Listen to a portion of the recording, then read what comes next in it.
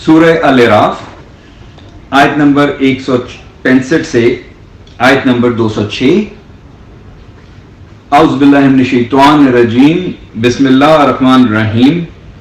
پھر جب انہوں نے وہ باتیں بھلا دیں جن کی انہیں نصیحت کی گئی تھی تو ہم نے لوگوں کو نجات دی جو برے کام سے روکتے تھے، اور ہم نے ان لوگوں کو بدترین عذاب کے ساتھ پکڑ لیا جنہوں نے زیادتی کی تھی، اس لیے کہ وہ نافرمانی کرتے تھے۔ پھر جب انہوں نے اس معاملے میں سرکشی کی جس سے انہیں روکا گیا تھا تو ہم نے ان سے کہا، ہو جاؤ ذلیل بندر۔ اور اے نبی، یاد کرو جب آپ کے رب نے یہود کو خبردار کر دیا تھا کہ وہ قیامت تک ان پر ایسے شخص کو ضرور مسلط رکھے گا جو انہیں سخت عذاب کا مزہ چکھاتا رہے گا۔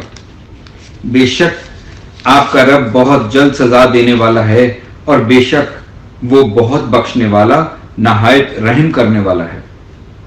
اور ہم نے انہیں قبیلوں میں بانٹ کر زمین میں پھیلا دیا، ان میں سے کچھ نیک تھے اور ان میں سے کچھ اس کے سوا بد اعمال تھے، اور ہم نے انہیں خوشحالی اور بدحالی کے ساتھ آزمایا، شاید کہ وہ اللہ کی طرف لوٹ آئیں۔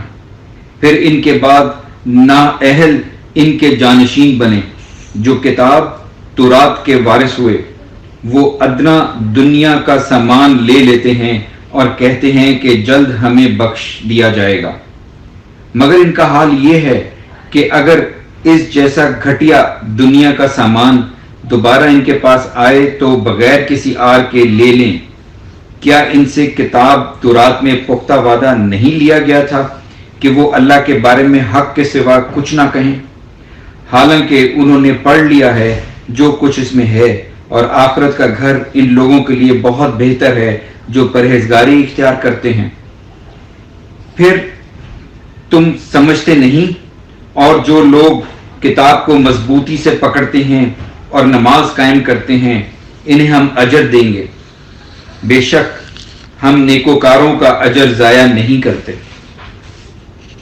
اور جب ہم نے ان کے سروں پر پہاڑ اٹھا کھڑا کیا گویا وہ ایک سائبان تھا، اور انہوں نے خیال کیا کہ یقیناً وہ ان پر گرنے والا ہے، ہم نے کہا اس تورات کو جو ہم نے تمہیں دی قوت کے ساتھ پکڑو، اور جو کچھ اس میں ہے اس کو یاد رکھو تاکہ تم برے کاموں سے بچ جاؤ۔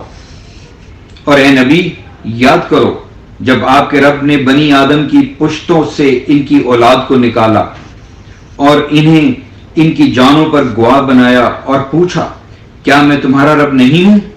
انہوں نے کہا، کیوں نہیں، ہم گواہی دیتے ہیں۔ اللہ نے فرمایا، یہ اس لیے کہ تم قیامت کے دن یہ نہ کہو کہ ہم تو اس بات سے بے خبر تھے، یا تم یہ نہ کہو کہ بے شک ہم سے پہلے ہمارے باپ دادا نے شرک کیا تھا اور ہم ان کے بعد ان کی اولاد تھے۔ پھر کیا تو ہمیں اس فعل کی وجہ سے ہلاک کرتا ہے جو گمراہ لوگوں نے کیا تھا؟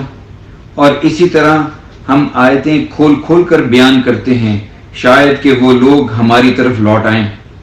اور اے نبی، انہیں اس شخص کی خبر پڑھ سنائیں جسے ہم نے اپنی آیتیں دی تھیں مگر وہ ان کی پابندی سے نکل بھاگا تو اسے شیطان نے پیچھے لگا لیا، پھر وہ گمراہوں میں شامل ہو گیا۔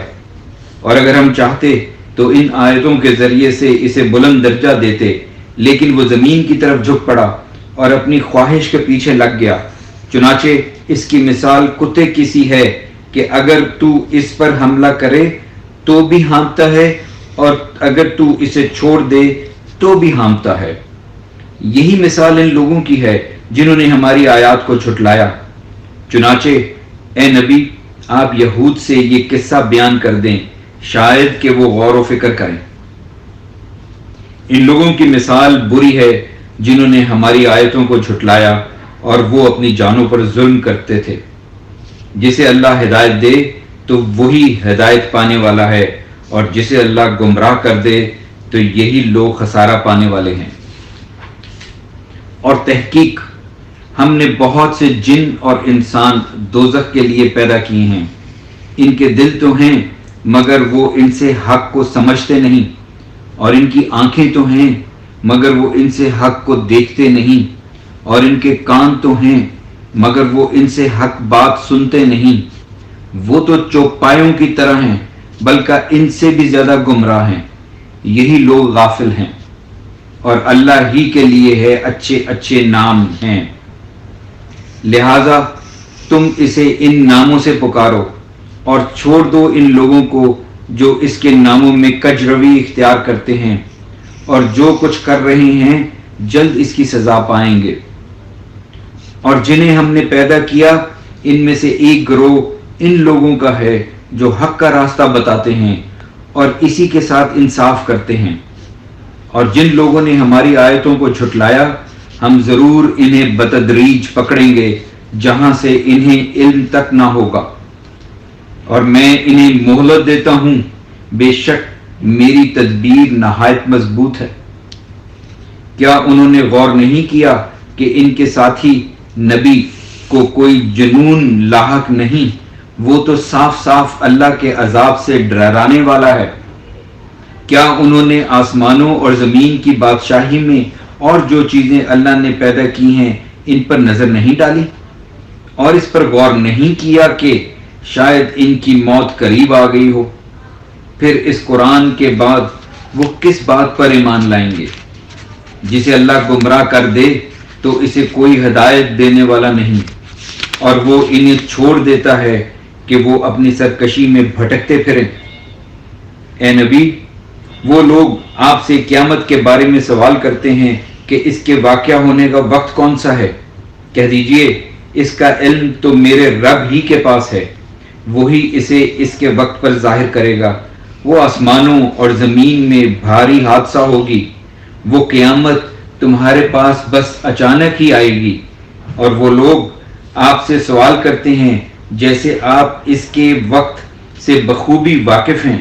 کہہ دیجئے اس کا علم تو صرف اللہ کے پاس ہے، لیکن اکثر لوگ نہیں جانتے. کہہ دیجئے میں اپنی جان کے لیے نفع اور نقصان کا اختیار نہیں رکھتا مگر جو اللہ چاہے، اور اگر میں غیب جانتا ہوتا تو بہت سی بھلائیاں حاصل کر لیتا اور مجھے کوئی تکلیف نہ پہنچتی. میں تو ڈرانے والا اور خوشخبری سنانے والا ہوں ان لوگوں کو جو ایمان لاتے ہیں. وہ اللہ ہی تو ہے جس نے تمہیں ایک جان آدم سے پیدا کیا اور اس سے اس کا جوڑا بنایا تاکہ وہ اس سے سکون حاصل کرے.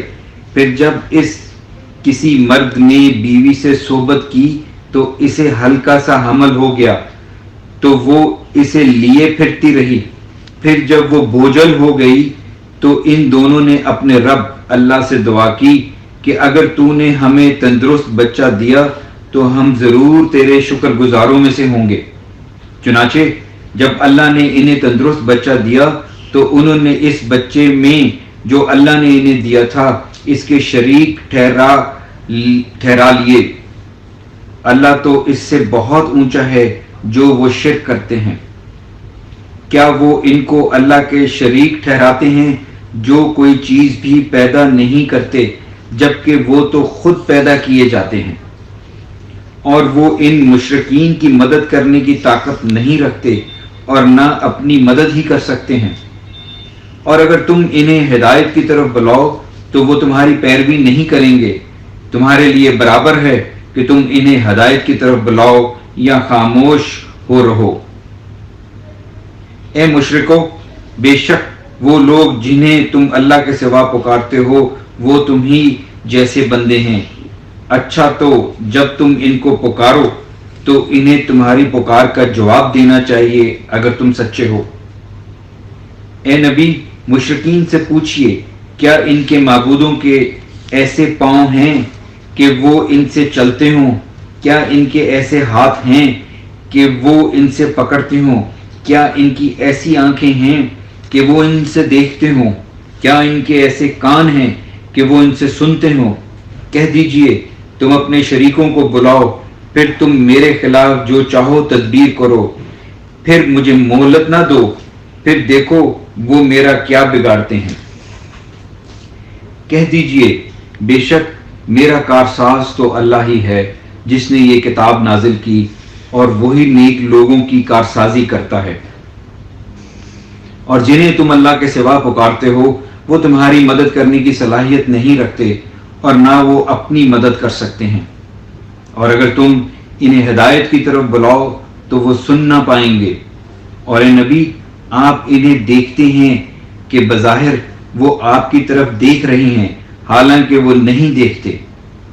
آپ ان سے درگزر کیجئے اور نیک کام کا حکم دیجئے اور جاہلوں سے کنارہ کیجئے، اور اگر آپ کو شیطان کا کوئی وسوسہ ابھارے تو اللہ کی پناہ مانگیے، بے شک وہ خوب سننے والا خوب جاننے والا ہے۔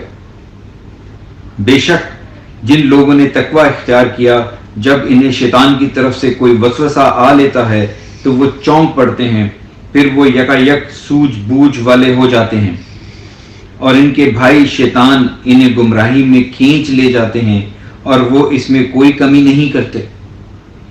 اور اے نبی جب آپ ان کے پاس کوئی نشانی نہیں لاتے تو وہ کہتے ہیں تم خود کیوں نہیں بنا لائے؟